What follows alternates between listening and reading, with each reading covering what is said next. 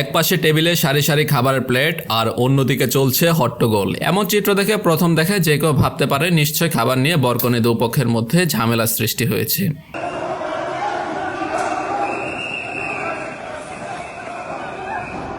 কিন্তু না, ঘটনা মোটেও তা নয়। গতকাল নগরীর টাইগার পাস এলাকার নেভি কনভেনশন হলে চলছিল চট্টগ্রাম 2 আসনের সাবেক এমপি খাদিজাতুল আনোয়ার সনির চাচা ফখরুল আনোয়ারের ছেলের বউ ভাতের অনুষ্ঠান।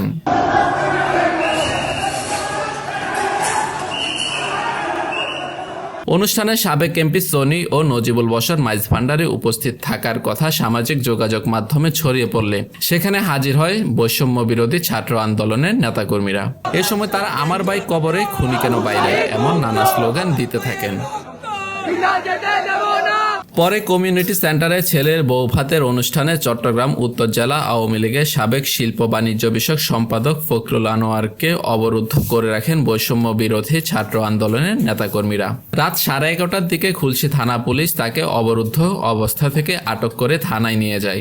জানা যায় তিনি ফটিকছড়ি আসনের সাবেক এমপি রফিকুল আনোয়ার ওরফে সোনা রফিকের ছোট ভাই। Desk report, CTG mail, Chittagong.